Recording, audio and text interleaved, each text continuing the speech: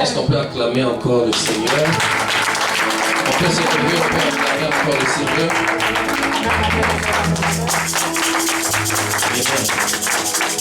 Est-ce qu'on peut nous ouvrir encore nos voix et remercier encore le Seigneur une fois encore, parce qu'il est le même hier, aujourd'hui, éternellement. Élève ta voix et bénis le nom du Seigneur.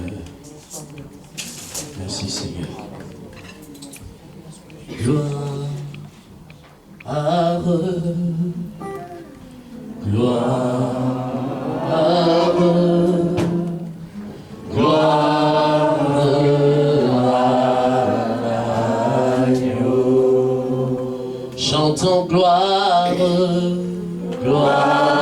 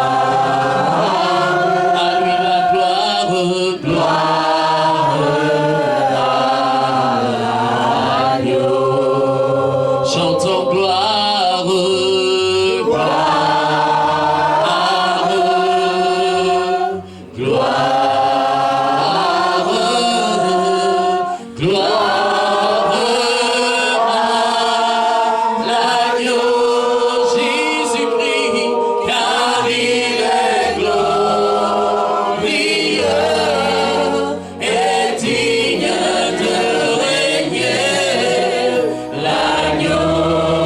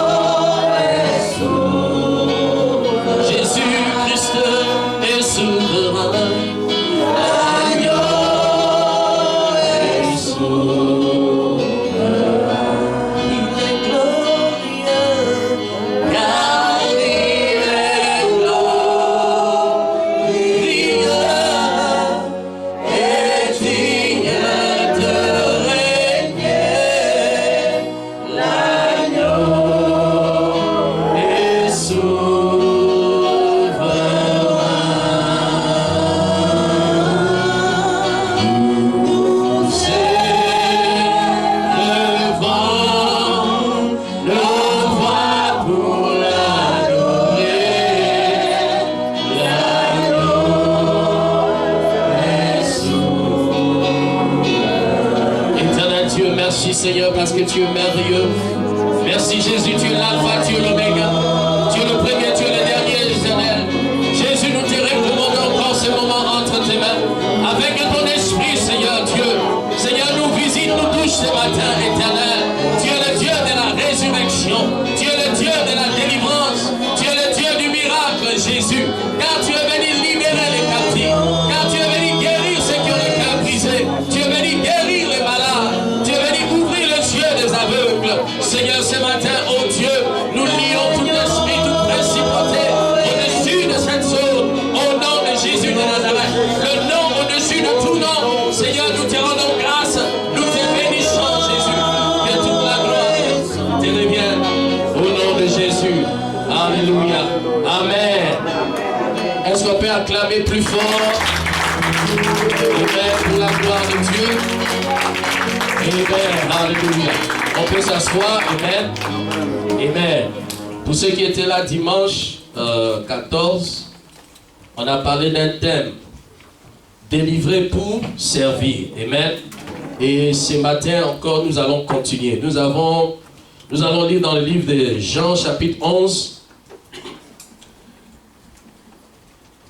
verset 1 jusqu'à verset 24, mais nous allons lire quelques versets. Amen. Jean 11. Amen. La Bible déclare, il y avait un homme malade, Lazare de Béthanie, village de Marie et de Marthe, sa sœur. C'était cette Marie qui oignit de parfum le Seigneur et qui lui essuya le pied avec ses cheveux. Et c'était son frère Lazare qui était malade. Le sœur envoyèrent dire à Jésus, Seigneur, voici celui que tu aimes est malade. Après avoir entendu cela, Jésus dit, cette maladie n'est point à la mort, mais elle est pour la gloire de Dieu, afin que le Fils de Dieu soit glorifié par elle. Or, Jésus aimait Marthe et sa sœur. Nous allons aller au verset 32. Lorsque Marie fut arrivée là où était Jésus et qu'elle le vit, elle tomba à ses pieds et lui dit, Seigneur, si tu avais été ici, mon frère ne serait pas mort. Jésus la voyant pleurer, elle et les Juifs qui étaient venus avec elle, frémit en son esprit et fut tout ému. Et il dit, où l'avez-vous mis? Seigneur, lui répondirent, viens et vois. Jésus pleura. Sur quoi les Juifs dirent, voyez comme il aimait. Et quelques-uns d'entre eux dirent, lui qui a ouvert les yeux de l'aveugle, ne pouvait-il pas faire aussi que cet homme ne meure point? Jésus frémissant de nouveau en lui-même s'est rendu au sépulcre. C'était une grotte et une pierre qui était placée devant. Jésus lui dit, ôtez la pierre. Marthe, la sœur du mort, lui dit, Seigneur, il sent déjà car il y a 4 jours qu'il est là. Jésus lui dit, n'étais-je pas dit que si tu crois, tu verras la gloire de Dieu? Ils ôtèrent la pierre et Jésus leva les yeux en haut et dit, Père, je te rends grâce de ce que tu m'as exaucé. Pour moi, je savais que tu m'as exaucé, que tu m'exauces toujours. Mais j'ai parlé à cause de la foule qui m'entoure, afin qu'ils croient que c'est toi qui m'as envoyé. Ayant dit cela, il cria d'une voix forte, Lazare, sort. Et le mort sortit, les pieds et les mains liés des bandes, et le visage enveloppé d'un linge. Jésus leur dit, déliez-les et laissez-les aller. Amen. Amen. Amen. Amen. Pour ceux qui n'étaient pas là dimanche, nous avons dit que quand nous parlons du thème délivrance, ça veut dire que quelque part nous sommes liés à quelque chose. Amen. Parce qu'on ne peut pas délivrer quelqu'un qui n'est pas lié. Amen. Lorsqu'on parle de délivrer, lorsqu'on parle de la délivrance, on parle de la libération. Dans le livre d'Exode 9, chapitre 9, verset 1, la Bible dit un jour, pendant que le peuple de Dieu était en esclavage en Égypte, un jour Dieu a apparu à Moïse et a dit, Moïse, j'ai entendu les pleurs de mes enfants. Va dire à Pharaon de libérer mon peuple afin qu'ils aillent me servir. Amen. Puisque Dieu a envoyé Moïse pour libérer son peuple, ça veut dire que son peuple était en esclavage quelque part. Amen. Parce que comme je l'ai dit, on ne parle pas de délivrance sans qu'on ne soit lié à quelque chose. Et nous avons dit ici, nous avons parlé de 4 sources d'esclavage dans la vie de beaucoup des enfants de Dieu. Amen. Pour ceux qui étaient là, on a dit que la première source était le monde. Amen. Nous avons lu Romains 12, verset 2, où la Bible dit, ne vous conformez pas aux choses du monde présent. Amen. Soyez pourtant renouvelés. Amen. Amen. Et nous avons lu encore dans d'autres versets, dans 1 Jean 2, 15, Matthieu 6, 24, Jacques 4, 4, où la Bible dit, nul ne peut servir Dieu et mammon. Amen. Nous ne pouvons pas servir Dieu effectivement si nous avons encore un pied dedans, un pied dehors, un pied dans le monde et un pied dans l'église. Parce que nous remarquons que beaucoup des enfants de Dieu, dans la semaine, souvent nous avons peur que lorsque nous venons dans la maison de Dieu, parce qu'on s'est dit que nous sommes dans l'église de Dieu. Amen. Beaucoup des enfants n'ont pas compris que l'église, ce n'est pas ces bâtiments. L'église, c'est nous. La Bible déclare notre corps est le temple du Saint-Esprit. Amen. Du lundi jusqu'à dimanche, ça veut dire quel que soit l'endroit où que tu sois, c'est l'église de Dieu qui est en mouvement. Amen. Amen. Lorsque tu vas dans un magasin, ça veut dire que le royaume des cieux s'est déplacé dans ces magasins. Amen. Lorsque tu vas au travail, ça veut dire que le royaume des cieux s'est déplacé dans ton travail. C'est pourquoi nous devons craindre Dieu chaque jour, du lundi jusqu'à dimanche. Il y a des gens, ils peuvent boire dans la semaine, mais lorsqu'il est dimanche, ils disent qu'aujourd'hui c'est le jour du Seigneur, je ne vais pas boire. Amen. Ils n'ont rien compris. Amen. Nous avons dit que le monde peut être un lien pour beaucoup des enfants de Dieu. Amen. Il y a beaucoup de chrétiens aujourd'hui, bien qu'ils viennent à l'église, bien qu'ils disent qu'ils sont nés de nouveau, ils sont encore liés à la musique du monde. Amen. Vous savez, Jésus a établi son église sur la terre afin de libérer les captifs, afin d'ouvrir les yeux des aveugles. Comment pouvons-nous ouvrir les yeux de ceux qui ne connaissent pas Dieu si nous-mêmes nous vivons encore où nous sommes liés par les choses du monde? Amen. C'est pourquoi aujourd'hui le monde est tellement entré dans l'église que l'église a perdu sa puissance. Vous savez, quand le péché, quand le monde entre quelque part dans ta vie, le nom de Jésus n'est plus puissant dans nos bouches. Amen. Amen. Donc nous avons parlé du monde. La deuxième chose, nous avons parlé de la chair. Nous avons vu dans le livre de Galates 5, verset 16 au verset 17. Amen. Galates 5, verset 16 à 17. Je dis donc, marchez selon l'esprit et vous n'accomplirez pas les désirs de la chair. Car la chair a des désirs contraires à ceux de l'esprit. Et l'esprit en est des contraires à ceux de la chair. Ils sont opposés entre eux afin que vous ne fassiez point ce que vous voudriez. Si vous êtes conduits par l'esprit, vous n'êtes point sous la loi. Or, les œuvres de la chair sont évidentes. Ce sont la débauche, l'impureté, le dérèglement, l'idolâtrie, la magie, les querelles, les jalousies, l'animosité, les disputes, les divisions, les sectes. Amen. Vous savez pourquoi aujourd'hui dans l'église de Dieu, il y a beaucoup de divisions? Parce que beaucoup des hommes, des femmes sont charnels. Vous savez, quand vous êtes charnel, voilà les œuvres qui vont se manifester. Amen. C'est pourquoi on ne peut pas servir Dieu. Effectivement, l'église de Dieu ne peut pas être puissante si l'église, qui n'est pas le bâtiment, qui est toi et moi, parce que nous formons l'église. Vous savez, il y a des gens qui passent toutes les mois, années à chercher une église parfaite. Il n'y a pas des églises parfaites. Pourquoi? Parce que l'église est faite des hommes et des femmes. Vous savez, c'est comme dans ta famille. Tu peux ne pas, ton frère ou ta soeur, tu l'aimes, mais ton frère ou ta soeur peut aussi avoir de mauvaises habitudes, de mauvais caractères. Mais cela ne t'empêche pas de l'aimer comme ton frère et ta soeur. Vous savez, c'est pourquoi on ne peut pas avoir une église parfaite. Parce que le pasteur n'est pas parfait. Toi-même, tu n'es pas parfait. Amen. Donc, il n'y a pas une église qui est parfaite. Amen. Parce que l'église, nous cherchons toujours à tendre vers la perfection, mais nous n'allons jamais atteindre la perfection. Amen. C'est pourquoi les œuvres de la chair, quand une église est remplie des hommes et des femmes charnels, la Bible dit le résultat c'est quoi? C'est la débauche, les divisions, les querelles. Souvent vous voyez des enfants de Dieu juste après un service commencer à se chamailler. Ça c'est les œuvres de la chair. Mais une église qui est remplie des hommes et des femmes spirituelles, vous allez voir que tout ce qui sort de nos bouches seront des choses spirituelles. Vous voyez, c'est pourquoi c'est difficile de servir Dieu. Vous savez, nous sommes des instruments. Vous savez, quand Dieu veut accomplir quelque chose, il a toujours besoin d'un homme, d'une femme. Amen. C'est pourquoi Dieu nous brise tous les chaînes, les liens, tous les liens de la chair en nous, afin de nous utiliser puissamment. Amen. Mais nous ne pouvons pas voir la gloire de Dieu dans nos vies si nous sommes encore attachés aux œuvres de la chair. Amen. L'ivrognerie, les excès d'état. Amen. Beaucoup de chrétiens ne peuvent même plus jeûner aujourd'hui. C'est difficile de jeûner. Donc dit non, Jésus a tout payé pour nous. Et nous n'avons pas besoin de jeûner. Un jour, quand comment on les appelle? Les pharisiens. Les pharisiens. Voilà. Les pharisiens, quand ils sont venus voir Jésus, ils disent, mais pourquoi nous jeûnons et tes disciples ne jeûnent pas? Il dit, mais je suis avec eux, ils n'ont pas besoin de jeûner.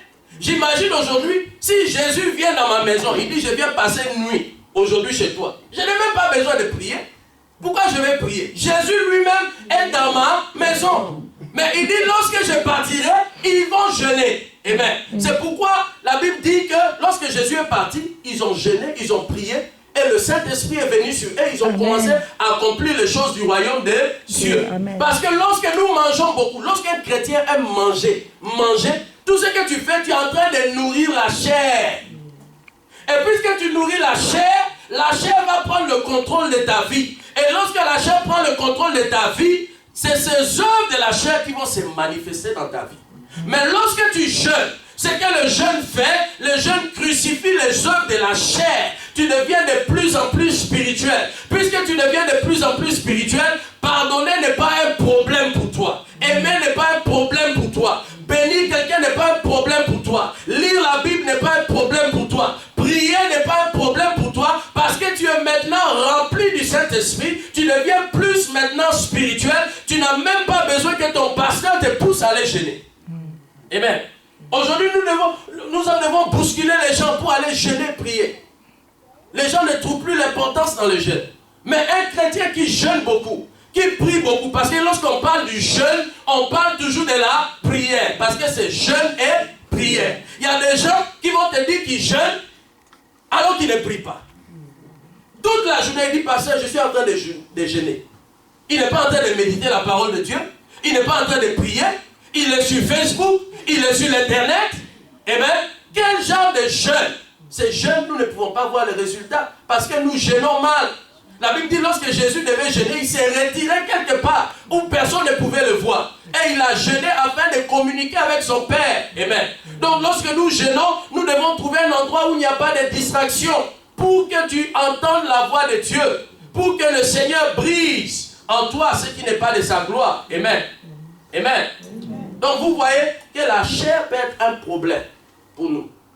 Un chrétien qui est rempli du Saint-Esprit n'a pas besoin qu'on le pousse pour faire des choses spirituelles.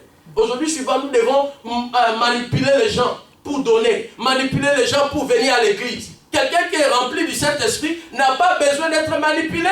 Tu sais qu'aujourd'hui, c'est le jour du Seigneur. Quelqu'un qui est rempli du Saint-Esprit sait toujours mettre les choses de Dieu avant tout. Amen. Donc, la troisième des choses que nous avons vu le péché. Amen. Nous allons lire Romains 6. Romains 6, verset 16. Voilà ce que la Bible dit.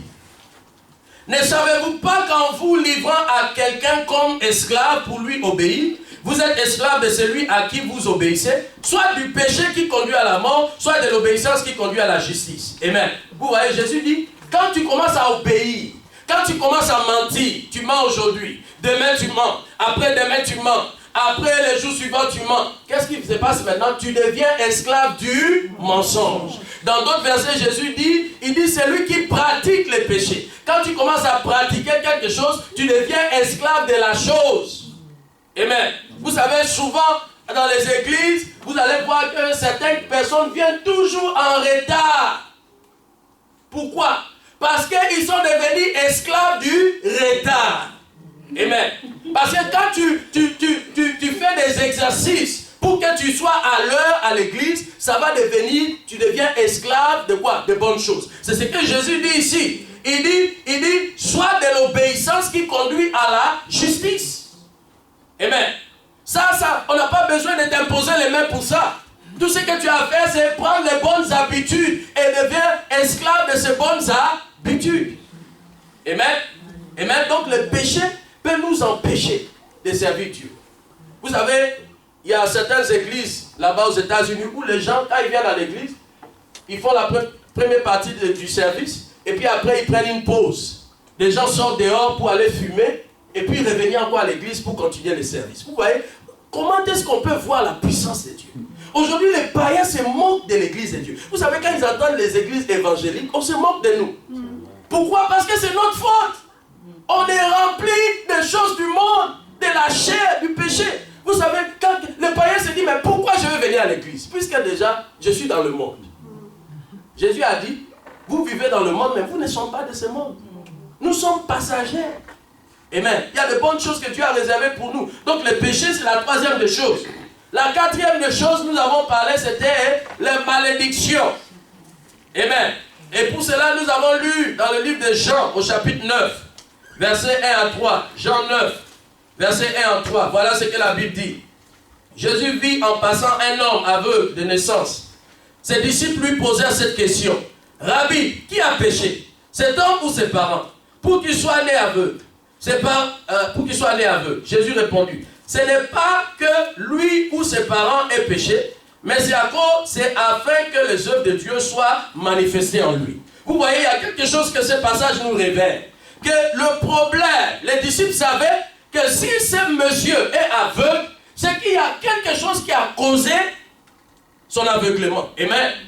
Amen. Parce que je dis souvent, il n'y a pas de malédiction sans cause. Vous savez, pour briser une malédiction, il faut d'abord retrouver la cause, la chose qui a causé cette malédiction, afin de se repentir pour espérer la délivrance de Dieu. Parce qu'il n'y a pas de délivrance sans repentance. Amen. Mais comment peux-tu te repentir si tu ne connais pas la source du problème? Amen. Ici, nous avons vu que les disciples savaient que la cause de son aveuglement ici, de ce monsieur, pouvait venir à cause de ses propres péchés. Ça veut dire qu'il y a des malédictions dans nos vies qui viennent à cause de nos propres actes. Des actes que nous posons. Amen. Et encore, il dit, et ses parents. Ça veut dire qu'il y a certaines malédictions qui peuvent venir de nos parents, de nos arrière-grands-parents. Amen. Mais dans ce cas de ce monsieur, la Bible dit que ce n'était pas ni ses parents, ni lui, parce que le monsieur était né aveugle. Amen. Mais c'était simplement pour que la gloire de Dieu soit manifestée. Vous savez, souvent les chrétiens ne savent pas faire la différence entre une malédiction ou une épreuve. Une épreuve, c'est quelque chose qui a une durée déterminée. Amen. Dieu peut me faire passer dans le désert maintenant. Mais après, le désert va passer. Dans le cas de Job, Dieu lui a fait passer par une épreuve. Amen. Après, nous avons vu que Dieu l'a restauré. Ce n'était pas parce qu'il avait péché. Amen. Dans le cas d'Abraham, Dieu l'a testé. Amen. Il a dit, sacrifie ton fils. C'était un test. Mais quand vous voyez une situation, comment on détecte la malédiction dans la vie d'une personne? Quand tu vois qu'il y a une situation qui se répète chaque année. Quand tu regardes dans ta famille, tu vois certaines personnes de ta famille sont passées par les mêmes situations. Mes frères et mes soeurs, il faut commencer à regarder du côté des malédictions. Amen. Parce que vous voyez Lazare, lorsque Lazare était mort, il était dans le tombeau. Lorsque Jésus l'a appelé, Lazare était mort. Quand il est sorti, la Bible dit qu'il était bandé, il était lié des liens, bien qu'il était vivant. Vous savez, nous étions l'autre fois dans le monde, parce que la Bible dit celui qui a le Fils a la vie. Celui qui n'a pas le Fils n'a pas la vie. Ça veut dire avant qu'on ne reçoive Jésus, nous étions morts. Nous étions dans le tombeau. Jusqu'à ce que nous avons entendu la voix du Seigneur. Dans Apocalypse 3:20, voici, je frappe à la porte. Si tu entends ma voix et tu ouvres, j'entrerai. Nous avons entendu la parole de Dieu et nous sommes sortis du tombeau. Lorsque nous sommes sortis du tombeau, beaucoup d'entre nous, dépendant de la famille dont tu viens, dépendant des choses que tu as fait, amen, tu es lié. C'est pourquoi Jésus a dit aux gens qui étaient à côté, il dit, déliez-les et laissez-les partir.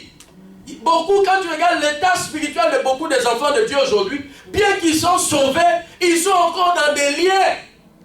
Amen. Ils ne peuvent pas progresser. Parce que beaucoup de fois, les gens chantent que quand tu es né de nouveau, tu es devenu une nouvelle créature. Les choses en se sont passées, toutes choses sont devenues nouveaux. Ah, moi aujourd'hui, voilà. Mais chaque année, ils vivent des situations négatives dans leur vie et ils continuent toujours à chanter. Amen. Ça veut dire qu'il y a quelque chose. Dieu ne nous a pas sauvés pour nous abandonner, mais il nous a sauvés pour nous délivrer. La Bible dit lorsque dans le livre des Actes 9, lorsque Saul partait à Damas, lorsqu'il a rencontré Jésus, il s'est donné à Jésus. Jésus a dit, entre dans la ville, on te dira ce que tu vas faire. Et lorsqu'il est entré dans la ville, la Bible déclare que Saul qui est devenu après Paul, il a commencé sa conversion par le jeûne. Il a jeûné pendant 3 jours, sans manger, sans boire. Et c'était un disciple qu'on appelait Ananias, qui est venu prier pour lui. Amen. Amen. C'est pourquoi quand quelqu'un naît de nouveau aujourd'hui,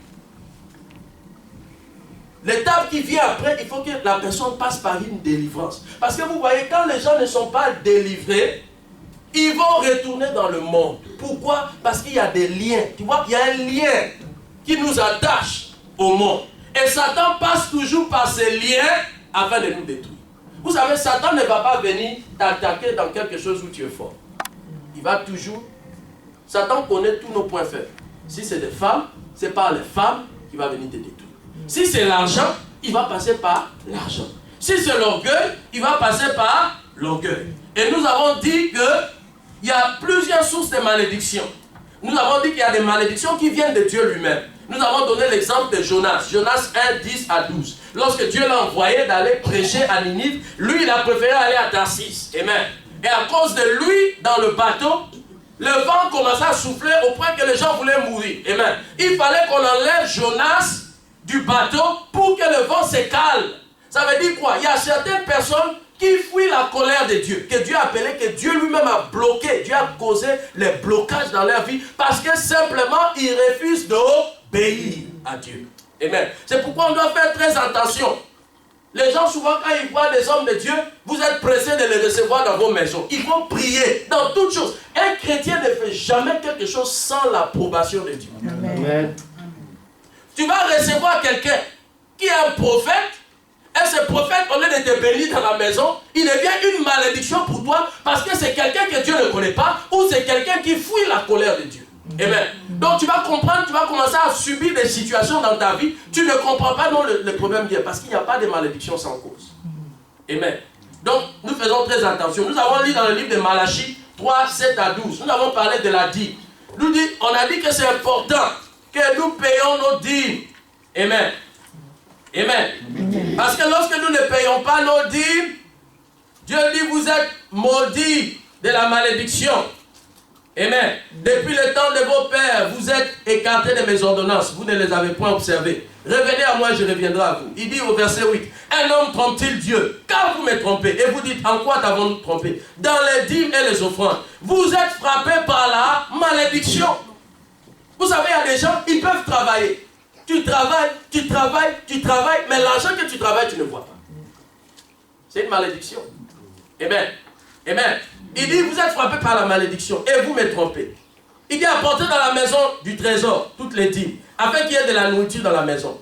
Mettez-moi de sorte à l'épreuve, dit l'Éternel des armées, et vous verrez si je n'ouvrirai pas pour vous les églises des cieux. Si je ne répands pas pour vous la bénédiction en abondance, pour vous je menacerai le dévoreur. Satan, son but, Jean 10, dit, il vient pour tuer, égorger et détruire, voler. Satan, c'est le voleur. C'est lui qui veut voler nos bénédictions. Mais quand tu ne payes pas, vous savez, la dîme protège notre maison, protège nos enfants, protège ton travail. Lorsque tu n'es pas fidèle, il n'y a plus de protection sur toi. Amen. Mais lorsque tu payes ta dîme, Dieu protège ton travail. S'il y a quelqu'un dans ton travail qui veut s'attaquer à ton boulot ou te causer des problèmes, à cause de ton obéissance à la parole de Dieu, Dieu va te défendre. Il est obligé de te défendre. Parce que la Bible dit, l'obéissance à la voix de Dieu vaut mieux que le sacrifice. Vous savez, il y a des gens, ils peuvent aider dans l'église. Ah, je fais ça. Quand on a dit un frère a besoin, ils font. Mais pour payer la dîme, c'est difficile. Tout ce que tu fais, c'est des sacrifices. Si tu n'obéis pas, ton sacrifice n'a pas de poids devant Dieu. Amen. Parce que Dieu prend plaisir à l'obéissance à sa parole. Les gens, certaines personnes disent, ah, nous sommes plus sous la loi, nous sommes sous la grâce. Amen. Est-ce que les 10 commandements étaient donnés sous la loi? Est-ce qu'aujourd'hui, parce que nous sommes sous la grâce, on dit que oui, je peux aller tuer parce que je suis sous la grâce? Non. Jésus dit, je ne suis pas venu abolir la loi, mais je suis venu l'accomplir. Amen. Donc nous avons dit, il faut qu'on paye nos dîmes. Parce que lorsqu'on ne paye pas, tu vas te rendre compte que tu es en train de payer cette dîme-là au diable. Parce que non seulement si tu as un véhicule, tu vas voir soudainement le véhicule trop de panne. Quand tu vas chez les mécaniciens, tu payes cet argent. Alors que tu refuses de payer cet argent dans l'église. Tu vas voir que d'un coup, ton enfant est malade. Tu vas à l'hôpital, on fait sortir la facture. Ah, c'est beaucoup. Puisque tu refuses de payer la dîme. Tu vois, les dévoreurs, Satan, il vient pour voler. Donc quand nous obéissons à la parole de Dieu, Dieu aussi peut compter sur nous. Il dit, si tu es fidèle dans les petites choses, je te donnerai les grandes choses. Oh Seigneur, bénis-moi d'abord. Ce que je reçois maintenant, c'est peu. Mais quand j'aurai beaucoup, Seigneur, je vais te donner. Ça ne marche pas comme ça. Dieu dit, si tu es fidèle avec $100, il peut augmenter à 200, à 300, à 400. Si il y a une position plus élevée que ce que tu fais maintenant, si on cherche quelqu'un, Dieu va regarder ta fidélité. Vous savez, au ciel, il y a ce qu'on appelle des livres de souvenirs. Dieu a écrit tout ce qu'on fait comme bien. Mais quand on fouille dans les livres de souvenirs, sur la page où ton nom est marqué, c'est vide. Ça dit que toi, tu n'as jamais rien fait.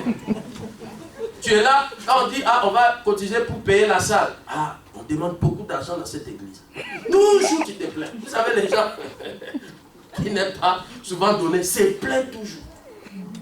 Mais tu ne te plains pas quand tu vas chez un mécanicien et te dit 400 €. Amen. Donc vous voyez les malédictions qui viennent de Dieu. Amen. Et puis, il y a aussi ce qu'on fait, le vœu qu'on fait. Ah, pasteur, moi je promets, quand je vais devenir ceci, je vais amener... Vous savez, il y a certaines personnes, quand ils sont dans la joie, ils ne savent plus ce qu'ils disent. Ils ne savent plus ce qu'ils disent. Vous savez, une fois j'étais dans une église, alors il y a un monsieur, lui quand il donne les offrandes, sa main droite, la poche droite, il y a des gros billets, $100, $50. Alors ici il a mis les $1. Donc maintenant il sait que quand il vient mettre les offrandes, il met toujours sa main gauche, comme c'est la main faible. Donc un jour, le monsieur joue au tam-tam, quand il y a la louange maintenant, l'onction est descendue, la louange. Donc dans la joie il a oublié, il a pris la main droite et il allait mettre. Alors, à la fin, quand il s'est rendu compte, il dit, oh mon Dieu, il ne sait plus maintenant, est-ce qu'il doit aller voir le monsieur qui donne les offrandes pour lui dire, non, j'ai commis des erreurs, je veux que tu ne peux plus. Donc c'est comme ça, quand tu es sous la joie, il faut faire très attention. La Bible dit, il est mieux pour toi de ne même pas faire un vœu, Amen. Et de le faire Amen. et de ne pas l'avoir. Amen. Il y a des gens, quand tu étais en Afrique, tu as prié, Seigneur, oh Jésus, si tu me donnes un visa pour l'Europe, Jésus, quand j'arrive, le premier travail que je vais faire, 1 mois de mon salaire, je vais donner ça pour ton œuvre. Tu arrives ici, tu as oublié Dieu. Vous voyez, comment quelqu'un comme ça peut prospérer financièrement? Tu ne peux pas. Parce que tu as fait un vœu à l'Éternel. La Bible dit que lorsque Anne a fait un vœu à l'Éternel, il a dit, si tu me donnes un fils, je vais mettre ce fils à ta disposition. Lorsque Samuel est venu, Anne a mené Samuel au temple pour qu'il soit consacré à Dieu. Et il est devenu un prophète selon le vœu que Anne avait fait. Donc elle a respecté le vœu. Mais combien de fois nous faisons de vœux? Avant que tu viennes dans cette église, peut-être tu es passé dans d'autres églises, tu as fait des vœux là, que tu n'as jamais respecté. Donc il faut te repentir. Vous voyez, il n'y a pas de malédiction sans cause. Donc c'est mieux, si tu n'as rien à dire, ferme ta bouche. Que de dire quelque chose que tu vas regretter après. Ou bien parce que tous les autres sont en train de dire, moi je peux donner 200. Ah, tu dis, si moi je ne donne pas ici, si je ne fais pas de promesses, les gens vont me regarder. Ce n'est pas à cause des gens. La vie chrétienne, c'est personnel. Amen. Donc, si tu n'es pas convaincu, ne lève pas. Ne fais pas un vœu que tu ne vas pas respecter. Amen. Donc, nous avons dit aussi qu'il y a des malédictions qui viennent des parents. Nous avons lu Exode chapitre 20. Amen. Exode chapitre 20. Voilà ce que la Bible dit. La Bible dit, Exode chapitre 20, verset 12. Honore ton père et ta mère afin que le jour se prolonge dans le pays que l'Éternel ton Dieu te donne. Amen.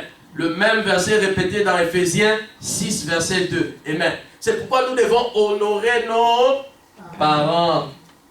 Beaucoup de mariages ont des problèmes aujourd'hui parce que les gens n'ont pas honoré leurs parents. Vous savez, les gens se disent, ah, je suis assez grand, je n'ai pas besoin que mon père soit là ou quoi, je n'ai pas besoin de sa bénédiction, je vais aller me marier de toutes les façons. Ce n'est pas honoré. Amen. Quand on honore nos parents, tu vas avoir une longue vie. Ça veut dire quoi? Pas seulement une longue vie, mais tout ce que tu fais aura une longue vie. Ton mariage, amen, sera aussi béni. Ah non, pasteur, si je vais dire à mon papa, il est sorcier, il va m'attaquer. S'il est sorcier, ça fait quoi? Qu'est-ce qu'un sorcier peut faire à un enfant de Dieu? C'est pourquoi Dieu a permis que tu naisses dans cette famille. S'il savait que ton papa était sorcier, est-ce que Dieu peut faire des erreurs? Amen. Amen. Dieu ne fait pas d'erreur. Amen. Donc c'est important que nous ayons, la Bible dit que le mariage soit honoré devant tous. Les parents, l'autorité dans l'église, l'autorité dans le monde et l'autorité dans la famille. C'est très important. Sinon, tu auras des problèmes. Amen. Voilà Genèse 9, verset 24. Lorsque Noé se réveilla de son vin, il prit ce qui lui avait fait son fils cadet et lui dit, maudit soit Canaan, qu'il soit esclave de ses frères. Il dit encore, béni soit l'Éternel, Dieu des cieux, et que Canaan soit leur esclave. Vous voyez? Ici, Noé, il a maudit son fils cadet. Parce qu'il a appris ce que son fils lui avait fait. Pourquoi? Parce que dans une famille, il y a l'autorité. C'est pourquoi la Bible dit que nous devons faire attention en tant que parents. C'est les paroles que nous prononçons sur nos enfants. Parce que nous sommes des autorités dans la famille. C'est pourquoi ton père, ta mère, amen, nous devons faire attention, honorer nos parents. Honorer ne veut pas dire que si ton père dit d'aller tuer, que tu dois le tuer parce que tu dois l'honorer. Non, tu fais souvent ce qui est juste. Amen. Mais ça ne veut pas dire que si ton père est sorcier, que quand tu sors dehors, tu commences à publier partout comment ton papa est sorcier. Tu n'es pas en train de l'honorer. Amen. Tu n'es pas en train de l'honorer. Donc vous voyez ici, le fils cadet, il a été maudit par son père. Parce qu'il y a le pouvoir. Amen, en tant qu'autorité. Nous avons dit aussi qu'il y a des malédictions qui viennent des hommes de Dieu. Nous avons vu l'histoire de Josué. Josué 6, vers 6. Lorsqu'ils ont eu la victoire sur Jéricho, ils ont maudit. Jésus a maudit. Il a dit, quiconque va reconstruire ces murailles, amen, il va poser, il va payer le prix de son fils aîné et de son fils le plus jeune. Amen. Et nous avons vu que quand El Bethel est venu dans le livre de 1 roi 16, 34, il a essayé de rebâtir. Et la malédiction, selon ce qui a été prononcé par Élisée, est arrivée. Amen. Mais ce n'est que dans 2 rois 2, 19 à 22 que Élisée le prophète va briser cette malédiction. Vous savez, souvent dans l'église peut mettre des gens sous discipline. Souvent dans l'église, vous allez voir que si on attrape par exemple un frère ou une soeur en cas d'impudicité, l'église peut mettre les gens sous discipline. Le mettre sous discipline, c'est tout simplement pour reconnaître que ce qu'ils ont fait, que c'est mauvais, et pour qu'ils se répandent devant Dieu. Et puis, à un temps, l'église, si le frère ou la soeur occupait faisait quelque chose, était responsable dans l'église, on peut le mettre sous discipline. Quand on te met sous discipline, tu viens à l'église, dans le culte normal, mais tu t'assois comme tout le monde, tu ne sers plus. Amen. Jusqu'à ce que l'église relève cette discipline. Mais il y a des gens, quand l'église les met sous discipline, ils quittent, ils disent je m'en fous, ce pasteur-là il se prend pour qui? Je m'en vais. Quand tu t'en vas, tu es parti avec une malédiction. Vous savez, c'est pourquoi la Bible dit médite ce livre nuit et jour et agis fidèlement selon ce qui est écrit. Amen. Aujourd'hui, les gens disent ah, voici, j'ai découvert le secret de la bénédiction. Si tu fais ceci, tu fais cela. Non, le secret de la bénédiction, médite ce livre nuit et jour et agis fidèlement selon ce qui est écrit. C'est ça qui est le secret. Ce que Dieu dit, fais, fais. Ce que Dieu dit de ne pas faire, ne fais pas. Parce que tu vas t'attirer des problèmes. Deutéronome 28. Si tu obéis à la voix de l'Éternel, voilà les bénédictions qui vont te poursuivre. Tu n'as même pas besoin de poursuivre les bénédictions. À cause de ton obéissance, les bénédictions vont te poursuivre. Mais si tu désobéis à la voix de l'Éternel, Voici les malédictions qui vont te suivre, non seulement toi, mais tes enfants, tes descendants. Amen. C'est ce que la Bible dit ici. Donc vous voyez, nous devons faire très attention. Souvent les gens, ils pensent que l'église, ce n'est pas une institution des hommes. C'est Dieu. La Bible dit, Jésus dit à Pierre, il dit, tu es Pierre, sur ce roc, je bâtirai mon église. Aujourd'hui, il y a beaucoup de sortes d'églises. Il y a des églises qui ont été créées par des gens eux-mêmes. Mais l'église de Dieu, c'est une église qui a l'autorité. Quand une église te met sous discipline, mon frère, il faut rester calme. Jusqu'à ce que la discipline soit relevée. Sinon, si tu quittes, tu t'en vas. C'est une malédiction. Amen. Donc, parce que l'église, il a dit, tout ce que tu lieras sur la terre sera lié dans le ciel. Amen. Donc, c'est pourquoi on fait très attention. Même les hommes de Dieu, souvent, c'est pourquoi Dieu dit, nous ne devons pas maudire. C'est pourquoi vous voyez Moïse avait l'autorité de Dieu. Lorsque le peuple déconne, Moïse peut commander à la terre de s'ouvrir et puis les gens vont mourir. Parce qu'il a l'autorité de Dieu. C'est un homme de Dieu. Amen. Donc nous avons dit, il y a aussi des malédictions qui peuvent venir de ton mari ou de ta femme. Nous avons lu dans le livre de Genèse 31, verset 30 et verset 32. Vous allez voir que lorsque Jacob et Rachel ont quitté Laban, Rachel a pris les dieux de Laban. Mais lorsque Laban les a poursuivis, il dit, mais vous êtes partis. Il fallait partir en paix. Pourquoi vous avez pris mes dieux? Alors Jacob lui dit, mais il faut fouiller. Si tu trouves tes dieux, tu prends. Alors que Rachel était sous une tente. Lorsque Laban est venu pour entrer, Rachel a dit, non, que je suis dans mes périodes. Parce que quand quelqu'un est dans le période, quand une femme est dans le période comme ça, tu ne peux pas entrer. Donc elle a juste donné cette excuse parce qu'il savait que si Laban entrait, elle allait trouver ses dieux. Alors Jacob, ne sachant pas que c'est sa femme qui avait pris les dieux, il dit que quiconque qui a pris ses dieux, qui ne vive pas. Alors la Bible dit que plus tard, qu'est-ce qui va se passer? Rachel va mourir. Parce que l'homme, c'est l'autorité dans le foyer. Amen. Donc on a vu aussi dans certains cas où des femmes, ils ont maudit certains hommes. Amen. Parce qu'il n'y a pas de malédiction sans cause.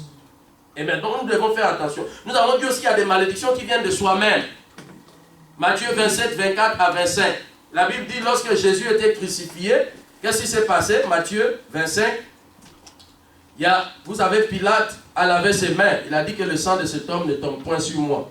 Voilà, les gens ont dit, non, il faut le crucifier. Voilà, Matthieu 27, 24. Voilà ce que la Bible dit. La Bible dit ici, Pilate, voyant qu'il ne gagnait rien, mais que le tumulte augmentait, prit de l'eau, se lava les mains en présence de la foule et dit, je suis innocent du sang de ces justes. Cela vous regarde. Et tout le peuple répondit, que son sang retombe sur nous et nos enfants. Ça dit que cet acte-là, que cette malédiction-là, retombe sur nous et nos enfants. Vous voyez, c'est des malédictions qu'on prononce souvent sur nous-mêmes. Tu viens dans ces pays, tu dis, moi je suis venu accompagner les gens. Donc tu as quitté l'Afrique, tu es venu dans ces pays pour accompagner quelqu'un. Moi je suis pauvre. Comme ici en France, vous aimez utiliser le mot pauvre. Oh le pauvre. Vous donnez quelqu'un la pauvreté gratuitement. Pourquoi ne pas dire oh le riche? Vous dites le pauvre. En tant qu'enfant de Dieu, on doit faire attention. Vous savez, il y a souvent les gens disent j'étais en train de blaguer. Mais le diable, il est là comme un lion rugissant. Il cherche qui va dévorer. Satan cherche toujours quelque chose. Il veut que quelque chose sorte de ta bouche. Donc quand tu dis à quelqu'un le pauvre, tu es en train d'envoyer l'esprit de pauvreté sur la personne. Amen. Donc il faut changer ton langage. Dis à ton voisin, change ton langage. À partir d'aujourd'hui, ne m'appelle plus le pauvre. Amen. Il y a aussi des malédictions de noms. Il faut toujours vérifier le nom que tu portes. Qui t'a donné ce nom? Il y a des gens qui portent le nom. Vous savez, en Afrique, souvent, on fait des choses. Jésus dit, mon peuple périt, ce n'est pas à cause du diable, mais parce qu'il lui manque la connaissance. On donne des noms aux gens, alors que ces noms, ça a des significations bizarres. Non, tu vas donner à quelqu'un le nom de ton grand-père. Est-ce que tu connaissais sa vie? Tu connaissais s'il était un sorcier ou s'il était un marabout? Amen. Il y a des noms. Il y a des gens, leur nom veut dire sorcier. Donc, si ton nom veut dire sorcier, donc tu attires vers toi un esprit de sorcellerie. Il y a des gens, leur nom veut dire maudissez-le. Donc toi, ton nom veut dire qu'on puisse me maudire. Donc comment tu peux réussir dans la vie? Tu ne peux pas. C'est difficile. C'est pourquoi dans la Bible, Dieu a changé le nom de Pierre. Il a changé le nom d'Abraham. Abraham, Sarah, il a changé son nom. Son nom. Amen. Donc il y a des noms qu'on doit faire très attention. Donc il faut vérifier. Ou bien ton nom veut dire colère. Donc, vous savez, c'est pourquoi on dit souvent qu'il n'y a pas de malédiction sans cause. Il y a toujours quelque chose qui cause la malédiction. Si ton nom veut dire colère et que vous voyez cette personne, tout le temps il est en colère, la malédiction vient d'où? C'est du nom qu'il porte. Ah non, on a sanctifié le nom. Tu as sanctifié le nom. Amen. Donc il est mieux pour toi de changer ce nom. Donc s'il y a la possibilité de changer, il faut changer. On me donnait un témoignage d'un homme. Lui, son nom, il s'appelait Prison. Donc imagine quelqu'un, son nom c'est Prison.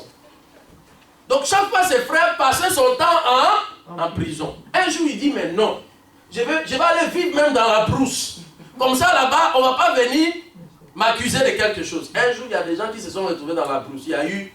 Les gens sont venus et c'est lui qu'on a pris encore pour amener en prison. Ton nom est Prison. Amen. Vous savez les malédictions? Vous savez les malédictions? Tu vois comme l'ombre. Tu vois l'ombre? C'est comme ça l'ombre. C'est comme ça les malédictions. Les gens se disent non, j'ai quitté l'Afrique.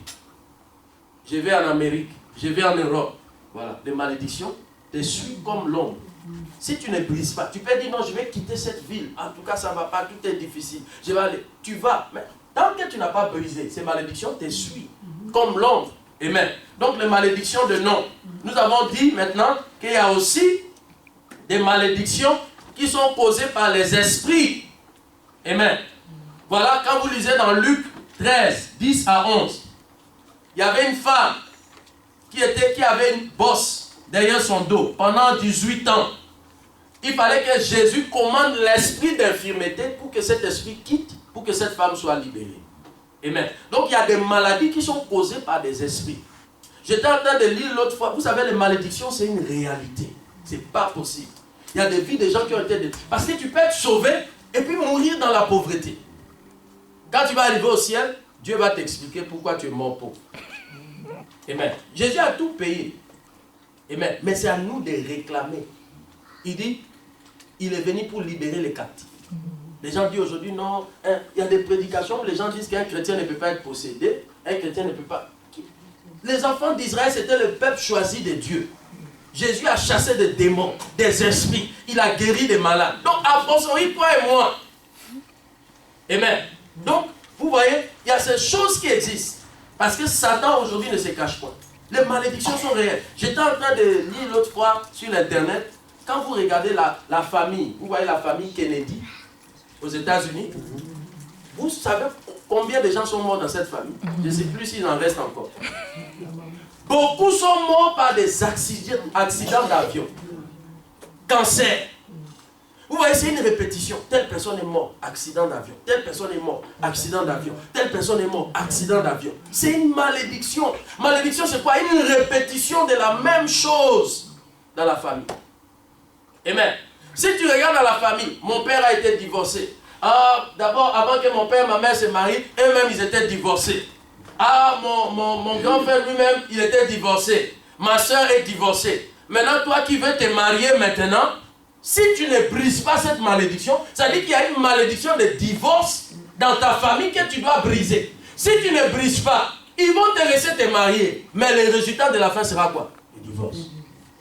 Vous voyez comment les gens amènent des malédictions? Ils entrent déjà dans un foyer avec déjà des malédictions. Ou bien tu viens d'une famille où c'est difficile. Amen. Il y a la polygamie. Il y a l'adultère. Mon père était adultère. Mon grand-père, il était polygame. Vous voyez, c'est un esprit. Quelqu'un s'est marié qui vient de cette famille aujourd'hui. Il est marié. Sa femme est fidèle. Mais coûte que coûte, il y a des esprits qui vont le pousser à aller commettre quoi? L'adultère. Parce que les esprits disent, non, dans cette famille, tout ce que cette famille nous a été donné. Donc toute personne qui se marie dans cette famille doit commettre l'adultère. Et puis vous voyez, souvent les gens sont là, ils ne comprennent pas, poussés par quel esprit, ils vont aller tromper les femmes, tromper les maris. Ils ne savent pas que c'est des forces. C'est des esprits. Parce que les choses qui véhiculent une malédiction, c'est les esprits. Amen. Vous voyez, il y a des gens qui ont des malédictions de mort prématurée. C'est-à-dire mourir avant l'âge que Dieu a fixé pour toi. Il y a des familles où les gens ne dépassent pas 50 ans. Quand tu commences à atteindre 48, 49 ans, on dit, ah, on a trouvé un cancer dans ta vie. Donc, tu as 6 mois. Mort prématurée. Donc, il faut observer des choses dans ta vie. Parce qu'il y a des choses qui arrivent, ce n'est pas, je vous dis, ce n'est pas par erreur. C'est des malédictions. Quand je quitte ici, quand je reviens, quand je rentre en Amérique, je vais faire un tour en Floride. Il y a une femme que je dois aller voir, une Jamaïcaine. Cette femme, c'est quelqu'un de bien. Elle prie, elle va à l'église. Mais il y a quelques temps, elle a été, on a dit on l'avait trouvé avec un cancer. Amen, un cancer. Alors un jour, pendant que je parlais avec elle, au téléphone, et vous savez, quand tu comprends les malédictions, il faut toujours poser. Vous savez, quand tu vas à l'hôpital, le docteur te pose toujours des questions. Il y a des fichiers que tu remplis. Est-ce que quelqu'un dans ta famille a vécu ça? Est-ce que quelqu'un... C'est pour voir s'il y a un lien. C'est la même chose spirituellement. On pose toujours des questions. Je commençais à poser la question à la soeur. Et tes parents, est-ce qu'ils sont en vie? Non, mes parents ne sont pas en vie. Ma mère était morte à l'âge de 41 ans avec un cancer. Mon père était mort